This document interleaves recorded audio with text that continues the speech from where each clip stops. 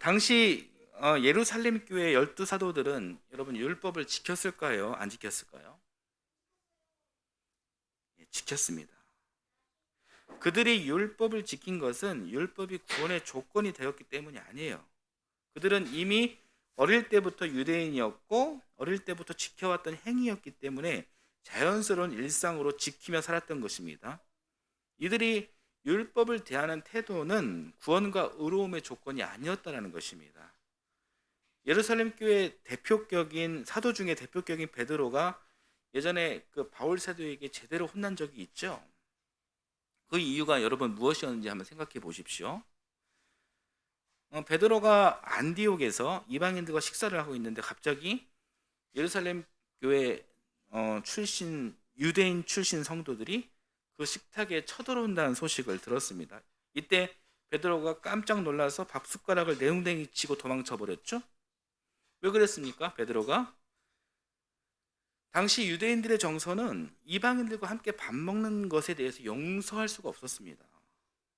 이 일을 두고 바울이 베드로를 나무랐는데 그 이유가 무엇이었냐면 베드로가 율법을 지키는 안 지키는 그런 문제가 아니라 율법을 대하는 베드로의 태도에 문제가 있어서 그렇게 나무랬던 것이죠. 이 말은 곧 율법 자체가 나쁜 것이 아니란 이야기입니다.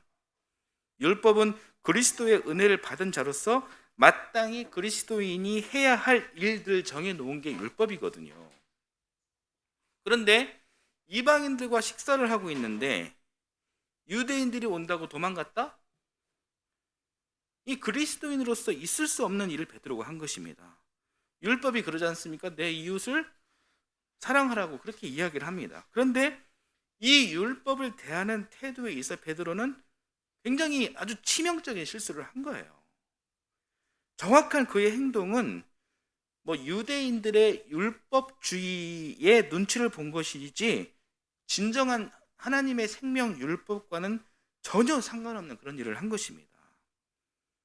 그 일들을 함께 밥 먹고 있었던 이방인들이 다 보고 있었어요. 이 사람들이 아직 믿음이 있습니까? 아직 믿음이 없는 이 사람들이 이 대사도 베드로 사도에게 뭐라고 말할 것이며 말할 수도 없죠. 감히 또 신앙의 대상인 예수님을 또 어떻게 생각할 것이냐 하는 그런 의문을 심각성을 바울 사도는 가졌던 것입니다. 그래서 이 바울이 베드로를 책망한 것은 율법 자체를 갖고 문제를 삼은 것이 아니라 1번 인본주의 율법주의와 신본주의 생명 율법을 구분하지 못한 것. 2번 율법을 대하는 베드로의 태도에 대해서 작심하고 비판한 것입니다. 자, 이번에는 여러분 조금 더 쉬운 질문을 한번 해보겠습니다. 예수님의 십자가 사건과 부활 사건을 믿는 백성들은 율법을 지키는 것이 맞을까요? 아니면 안 지키는 것이 맞을까요?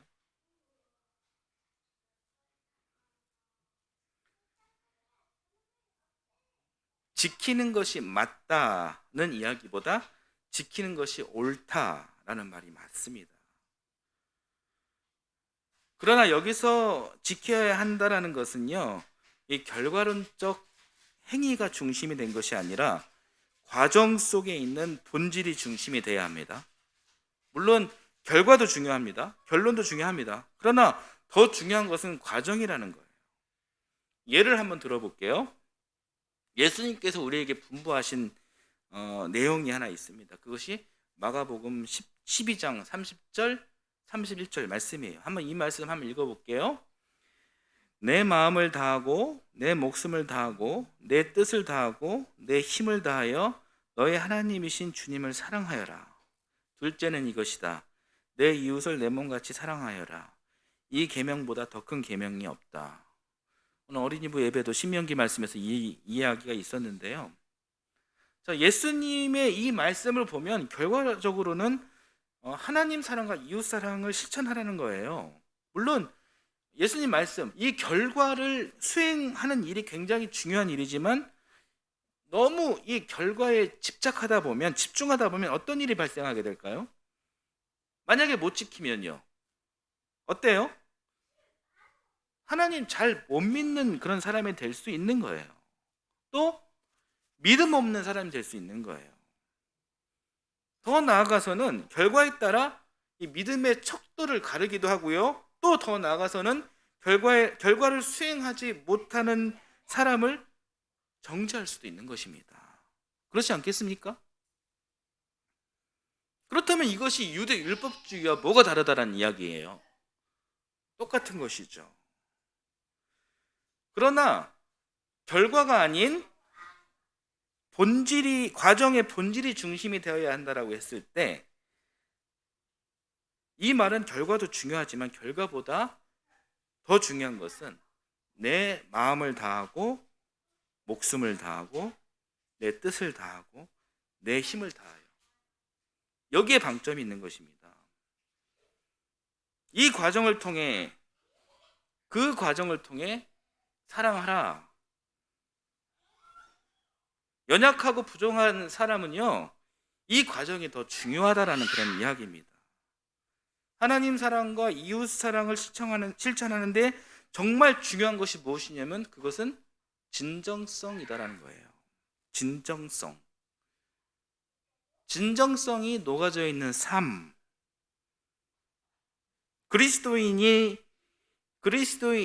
그리스도인으로 살아가는 사람으로서 자기 자신을 끊임없이 되돌아봐야 하는데, 그 중심이 율법을 완수했냐라는 이 결과론적 질문이 아니라 진정성 있는 모습으로 그 일을 대했냐, 진정성 있는 모습으로 그 사람을 대했냐라는 것입니다.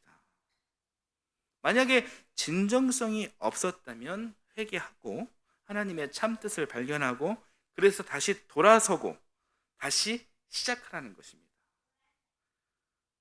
참으로 유한한 우리 인간은 얼마든지 무너지고 실패할 수 있거든요. 그게 당연합니다. 그러나 무너짐과 실패함 때문에 이미 구원함의 자격을 얻은 자신의 인생 가치가 정죄되거나 소실되지 않아요. 그러니 예수 그리스도의 은혜를 생각하며 다시 힘을 내고 다시 시작하라는 것입니다. 이게 바로 예수 그리스도의 복음이에요. 이런 삶을 반복하는 것이 바로 신앙의 본질을 지켜내는 것입니다. 이 본질을 중심으로 하나님을 사랑하고 이웃을 사랑해야 한다는 것입니다. 그렇게 우리가 주님의 말씀을 받든다면 우리는 어떤 고난과 시련이 닥쳐 오더라도, 내가 어떤 상황에서 무너지더라도 우리가 예수 그리스도 안에서 끝없이 희망할 수 있는 것입니다. 만약에 내가 어느 순간 하나님보다 돈과 명예를 제가 더 사랑했어요. 그러면 지옥 갑니까? 만약에 내가 어느 순간 이웃에게 상처를 주고 그 이웃을 저주했습니다. 실수로요. 그러면 지옥에 갑니까? 이런 이분법적인 신앙가는 이제 칼집에 넣어서 이제 박물관에 보관할 때가 되었다라는 거예요. 지금까지 한국교회가 그런 신앙관으로 얼마나 많은 사람들을 정죄하고 저주하면서 또 얼마나 철저히 이기적으로 살아오지 않았습니까? 이것이 바로 율법주의예요. 율법은 지켜져야 합니다. 어떤 차원에서 지켜져야 합니까? 하나님 은혜에 감사하고 그 사랑에 감복했으면 이웃을 사랑하는 것으로 그 감사와 감복을 이 삶으로 드러내라는 것입니다. 이런 차원으로 율법이 있는 것입니다. 참된 그리스도인으로서 율법을 준수한다는 것은 단순한 도덕과 윤리를 행하는 차원이 아닙니다.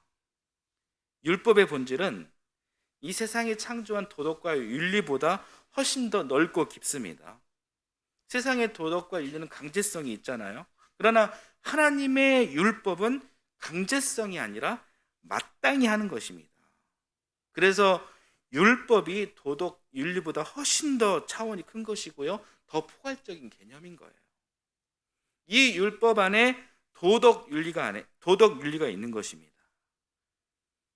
여러분 여기까지 여러분 이해가 되시죠? 자, 그렇다면 한 가지 더 생각해 볼 것은 예수 그리스도가 이 땅에 오심으로 율법이 폐하여지고 그리스도의 법이 성취됐다. 이런 이야기 많이 들으셨죠? 이 이야기를 종종 듣다 보니 우리 인식 속에 율법이 안 좋은 것으로 그렇게 오해되는 경우가 있거든요. 율법과 그리스도의 법을 상대적 개념으로 오해하는 경우가 있다는 것입니다. 그러다 보니 일상생활 속에서 이런 일을 겪게 됩니다. 무슨 일이냐면, 자, 어떤 사람이 예수님의 사랑에 감복해서 조금 더 열심을 내서 신앙생활을 잘 해야 되겠다라고 이렇게 마음을 먹습니다. 그래서 말투나 행동이 여러 가지 행동에, 그리고 여러 가지 그 삶의 모습에 신경을 많이 씁니다. 그리고 자꾸 끊어냅니다. 예전에는 뭐 너무나도 당연하게 했던 그런 행동들, 예를 들어서 뭐 술 마시는 일, 담배 피는 일, 뭐 밥 먹듯이 욕하는 일 등 이런 일들을 서서히 이제 끊어내고 있어요. 이것은 변화거든요. 뭐 술 먹고 담배 피고 뭐 욕하고 이것이 뭐 신앙적 금기사항은 아니지만 이런 것들로 인해서 혹여 예수님께서 욕 먹으실까봐 자꾸 끊어내는 것이죠. 노력하는 것입니다. 이것은 좋은 변화입니다. 그런데 어떤 사람들은 이 변화를 꼭 좋게 보지 않고 그런 노력을 하는 사람에게 뭐 이렇게 이야기를 해요. 아무개 집사, 왜 이렇게 신학이 보수적이고 율법적이야? 나도 집사인데 술 한 잔은 괜찮아. 담배 한 대 피러 가자. 마치 술 한 잔 마시고 담배 피는 것에 자유로운 것이 율법에서 뭐 해방되는 것이냐, 이 착각을 하는 경우가 있다는 것입니다. 여러분, 이거 어떤 상황인지 아시겠죠? 뭐 누가 당신이 뭐 술 먹고 담배 핀다고 신앙적으로 정죄합니까? 뭐 누가 만약에 실제로 그렇게 정죄한다면 정죄하는 그 사람이야말로 율법주의적 사고방식을 가진 사람이고 그 사람이 잘못된 것이죠. 그렇다고 해서 술, 담배에 자유로운 사람이 술, 담배 안 하려고 노력하는 사람에게 율법주의다라고 이야기하는 것은 그것은 신앙도 아니고 예수님 말씀과도 전혀 상관없는 그런 것입니다. 그것은 오만이고 만약에 그런 발언이 위계적 질서 안에서 나온 것이라고 하면 그것은 폭력이에요. 이런 경우는 율법적이다. 그리고 율법주의 이런 것이 어떤 뜻인지 개념 자체를 모르는 무지에서 나온 아주 부끄러운 행동이라는 것입니다. 율법은 이런 단어 하나로 고정화되어 있는 그런 뜻이다라기보다는 그것은 내 신앙의 기준이 되는 것입니다. 내가 신앙의 초보일 때는 내 믿음의 삶의 모습이 이 정도였는데 내 믿음이 자꾸 성장하면서 고수가 되면서 율법적 기준도 이 같이 성장하는 것입니다. 그렇게 신앙적으로 깊어지면서 자꾸 세속적인 어떤 행동을 자꾸 끊어내지게 되는 것입니다. 예수님을 잘 믿는다라는 것은 결국 계속해서 단순해지는 거거든요. 내 말투, 뭐 습관, 행동, 지식 이런 것들 예수님 믿기 전에는 믿음이 부족할 때는 그런 것들이 세상에서 쓰는 그런 것들이 굉장히 고상해 보이고 좋아 보였는데 내가 더 잘 믿다 보니까 성장하다 보니까 그런 것들을 자꾸 버리게 되고 참된 신앙을 위해서 겸손해지게 되고 정직하게 변하게 되고 점점 이타적으로 변하게 되는 것입니다. 이런 삶은요 율법적으로 아주 잘 살아가는 경우죠. 이런 경우를 갖고 너는 왜 이렇게 율법적이야? 이렇게 비판하는 것은 그것은 옳은 것이 아닙니다. 그런데 문제는 자기가 그렇게 겸손하게 그렇게 사는 것까지 좋은데 그 자기 기준, 율법적 기준, 그 기준을 갖고 다른 사람을 평가하고 판단하는 그것이 바로 문제라는 겁니다. 자기 기준이 너무나도 명확해서 상대에게 날카로운 정죄의 칼을 들이대는 것, 바로 이것이 율법주의의 모습인 것입니다. 율법을 행하는 모습을 넘어 율법주의로 변질된 것이라는 이야기예요. 여러분, 그 바른 율법과 그리고 바르지 못한 율법주의를 이제 좀 구분할 수 있으시겠죠? 율법주의는 어떤 상태의 사람들이 좀 조심해야 하냐면은, 신앙이 자꾸 성장하고 막 뜨거워지는 사람들이 조심해야 하는 것입니다. 난 뜨거운데 저 사람은 냉랭해. 어느 순간 그런 이분법적인 생각이 팍 들어오게 되는 거거든요. 그럴 때 이제 슬슬 예전에 그 박물관에 박제해 놓은 그 정죄의 칼을 다시 이렇게 끄집어 내게 되는 거예요. 그리고 내가 상대를 판단하고 결정 지으려고 합니다. 그런 식으로 하면 안 돼. 그건 잘못된 거야. 나처럼 해야 돼. 너는 믿음이 연약해서 그래. 나도 모르게 이렇게 변하게 되는 것입니다. 이게 이제 율법주의입니다. 여러분, 우리도 얼마든지 율법주의화 될 수 있습니다. 믿음이 성장하고 뜨거워지는 그때 우리는 우리 자신을 돌아보며 조심해야 합니다. 우리 신앙에도 뜨거운 가슴만 있으면 안 됩니다. 냉철한 지성도 함께 있어야 하는 것입니다. 이 이야기가 오늘 본문에 그대로 담겨져 있는 거예요. 갈라디아 교회에서 지금 율법주의 기독교인들이 지금 이런 이야기를 하는 것입니다. 할례와 율법을 행해야만 구원을 받는다. 그렇게 안 따라오는 사람들은 믿음이 연약한 것이다. 구원을 못 받는다. 이런 이야기를 하는 것이고, 여기에 대항하며 참복음을 전하고 있는 바울을 향해서 이 갈라디아 교회 안에 있는 율법주의 기독교인들이 바울을 향해 정죄의 칼을 들이대면서 바울을 계속 왜곡하는 거예요. 나쁜 놈이라고, 천하의 나쁜 놈이라고 그렇게 정죄하고 있는 것입니다. 지금 갈라디아 교회는 이 굉장히 심각한 지금 이 문제를 지금 안고 있는 것입니다.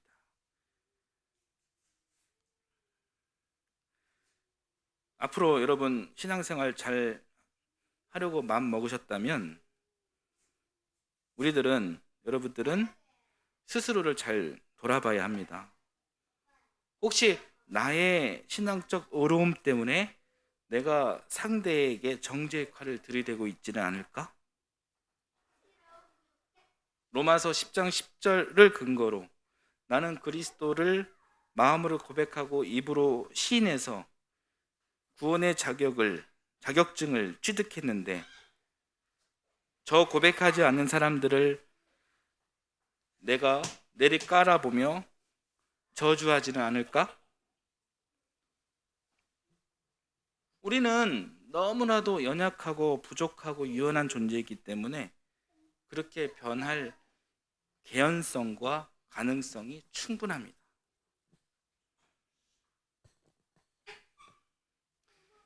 예수님께서는 이미 이런 위험성의 요소를 간파하셨고 다 아셨습니다. 그래서 그 위험성이 있는 갈라디아 교회를 위해, 그리고 2022년 오늘 한국교회를 위해 예수님께서 분부하신 말씀이 있습니다. 그 말씀이 마태복음 5장 16절 말씀이에요. 한번 볼까요? 같이 읽겠습니다. 이와 같이 너희 빛을 사람에게 비추어서 그들이 너희의 착한 행실을 보고 하늘에 계신 너희 아버지께 영광을 돌리게 하여라. 예수님의 분부는 사람들에게 빛을 비추고 착한 행실을 보여라 라는 말씀입니다. 예수님의 이런 말씀이 성경에 한두 개가 아니에요. 수를 셀 수 없을 정도로 이렇게 많습니다. 이런 말씀들이 성경의 전체 핵심을 차지하고 있는데, 로마서 10장 10절 바울의 이 한마디 이야기를 가지고, 그것도 앞뒤 맥락을 완전히 다 잘라서 자기 편의대로 해석해 주장하지 말라라는 거예요. 마태복음 5장 16절 말씀 다시 보여주시겠어요? 여러분, 빛은 환합니다. 따스합니다. 그래서 그 빛은 곧 생명력이 있습니다. 빛이 있어야 어떤 생명이든 생명력을 발휘할 수가 있는 것입니다. 사람에게 사람들에게 빛을 비추어라, 생명을 비추어라 같은 이야기죠. 우리는 예수님의 이 명령, 사람들에게 빛을 비추어라, 생명을 비추어라, 이 명령을 우리 그리스도인은 여러분 기억해야 하는 것입니다. 또 하나 말씀을 계속 보면 착하게 행실하라 이렇게 나오죠. 한마디로 착하게 살라라는 거예요. 예수님을 안 믿는 사람들도 착한 사람들이 대단히 많습니다. 최선을 다해 도덕, 윤리적으로 살려고 하는 사람들 얼마나 많은지 모릅니다. 그 가운데에서 예수님의 이 분부는 그 사람들보다 더 착하게 살라라는 말씀이에요. 그게 바보가 되라는 것이 아니라 그리스도의 은혜를 받은 자로서 마땅히 더 정직하게 살고, 마땅히 더 성실하게 살고, 마땅히 더 겸손하게 살고, 마땅히 더 상대를 존중하고 이해하며 살고, 마땅히 궁극적으로 더 용서하는 삶으로, 그렇게 믿음을 뿌리 내린 자로서 마땅히 더 사랑하는 삶으로 살라라는 것입니다. 16절 말씀에서 그 착한 행실을 통해 그들이, 이 세상 사람들이, 16절 말씀 잠깐 보여주시겠어요? 그들이, 우리의 이 그리스도인들의 이 착한 행실을 통해 그들이, 세상 사람들이 누구에게 영광을 돌리게 하라고 하셨나요? 생명과 사랑과 은혜의 근원이신 창조주 하나님, 예수 그리스도께 영광을 돌리게 하라는 것입니다. 이런 착함은 단순한 착함이 아니에요. 이것은 그리스도인의 역할에 대해서 예수님께서 말씀해 주시는 것입니다. 자, 마태복음 5장 13절에서 15절 말씀도 또 함께 보겠습니다. 같이 읽어보겠습니다. 너희는 세상의 소금이다. 소금이 짠맛을 잃으면 무엇으로 그 짠맛을 되찾게 하겠느냐? 짠맛을 잃은 소금은 아무데도 쓸데가 없으므로 바깥에 내버려서 사람들이 짓밟을 뿐이다. 너희는 세상의 빛이다. 산 위에 세운 마을은 숨길 수 없다. 또 사람이 등불을 켜서 말 아래에다 내려놓지 아니하고 등경 위에다 놓아둔다. 그래야 등불이 집 안에 있는 모든 사람에게 환히 비친다. 자, 그리스도인의 역할에 대해서 주님은 소금과 빛으로 비유를 하십니다. 빛에 대해서는 위에서 잠깐 위에서 말씀드린 것처럼 생명력으로 이렇게 말씀드렸고, 소금에 대해서 잠깐 말씀드리겠습니다. 여러분, 소금의 특징이 무엇입니까? 소금의 역할이 무엇입니까? 짜게 하는 것이 역할인가요? 짜게 하는 것, 그것은 소금이 가지고 있는 특성이죠. 예수님의 비유는 맛을 이야기하는 것입니다. 사람마다 다 입맛이 달라요. 짜게 먹는 사람, 싱겁게 먹는 사람 다 다릅니다.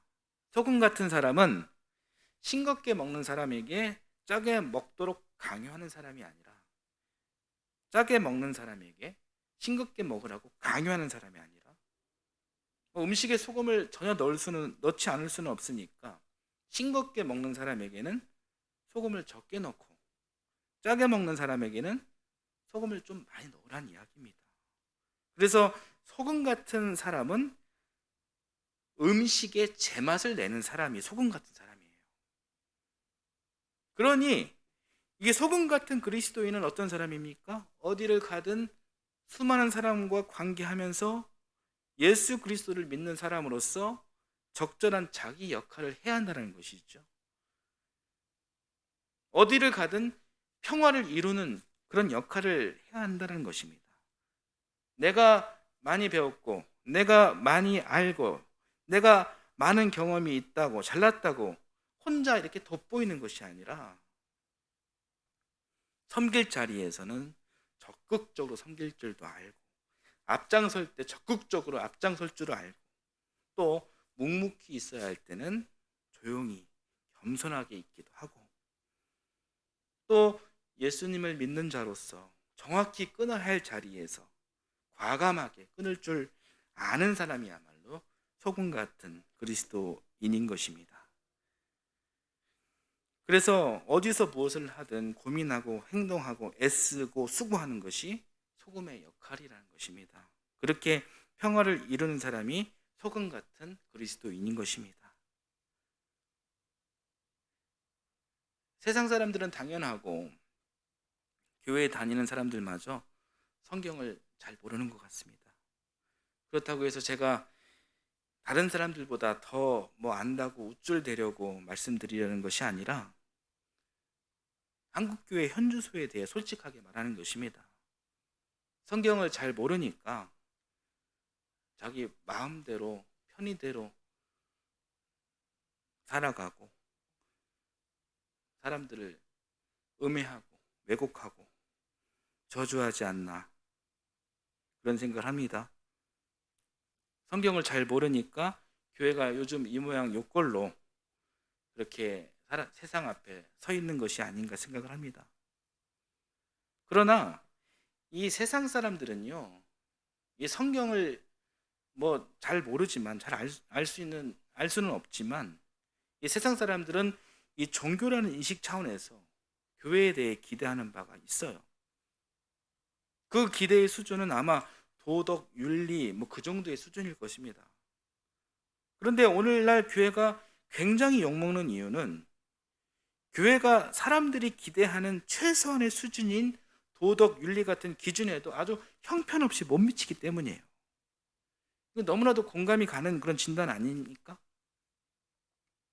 최소한 교회가 이 세상보다 도덕적으로, 윤리적으로 더 엄격한 기준을 가져야 하는데 그렇지 않아요.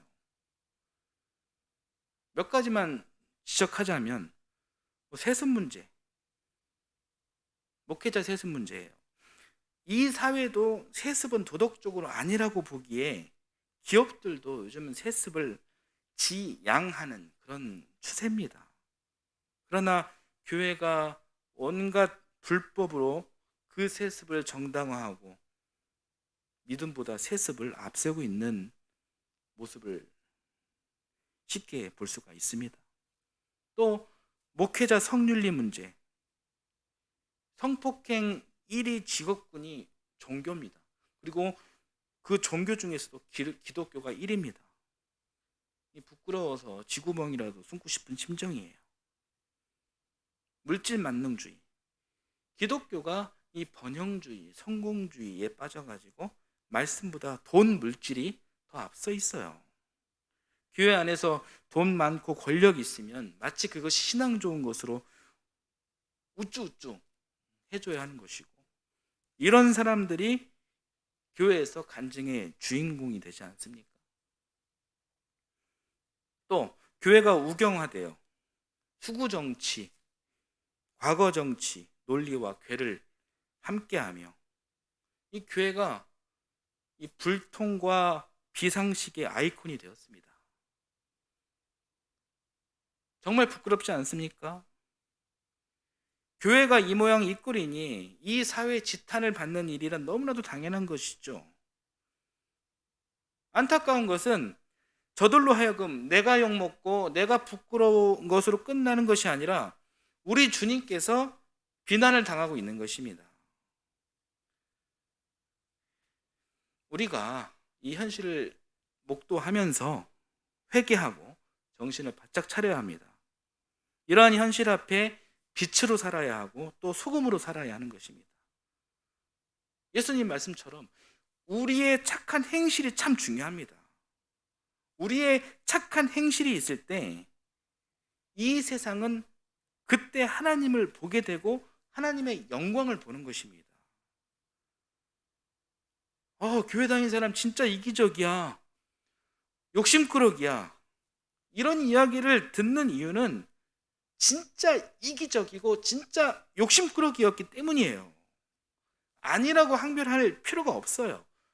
인정할 것 인정하고, 그리고 지금부터 참된 그리스도인으로서 겸손한 말투, 겸손한 행동, 정직하고 착한 행실을 보임으로써 다시 거듭나야 하는 것입니다.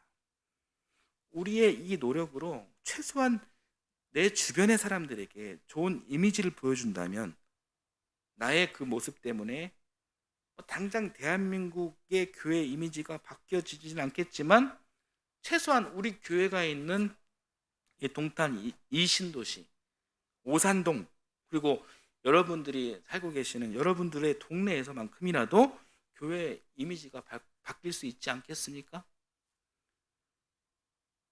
그렇게 우리가 하지 않으면 세상이 바라보는 이 교회 이미지도 변하지 않습니다. 그리스도인의 할 일이란 우리의 죄 때문에 십자가를 지신 주님의 이름을 드높이는 일인데, 이 드높이기는커녕 욕드시게 하는 이 우를 하루빨리 끊어내야 합니다. 이 우리의 착한 일은 구원함 여부를 떠난 거예요. 구원은 이미 그리스도의 피값으로 이미 확보됐습니다. 그렇다고 우리가 막 사는 것은 참된 그리스도인의 역할이 아니라는 거예요.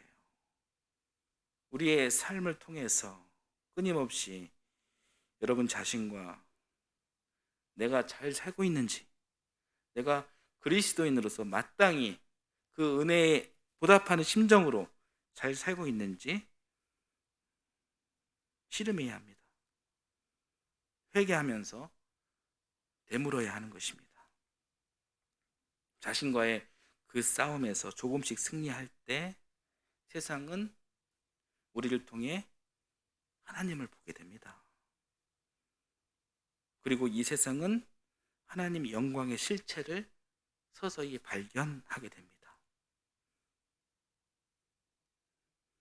세상은 덩치 큰 무슨 큰 교회 보고 하나님을 보는 것이 아니에요. 저 이기적인 저 사람이, 저 권력을 가진 사람이 성경책 들고 다닌다고 세상이 하나님을 만나는 것이 아니에요. 참 그리스도인다운 표정, 말투, 생활, 이것을 보고 세상은 하나님을 보게 돼 있습니다. 그런 의미에서 율법은 대단히 중요한 것입니다. 여러분, 율법주의와 율법을 잘 분리해서 여러분 신앙에 이 율법을 적용해 사시기를 바랍니다. 예수님의 분부처럼 마음과 뜻과 목숨과 정성을 다해 하나님을 사랑하고 이웃을 사랑하는 여러분들 되시길 예수님의 이름으로 축원합니다. 아멘.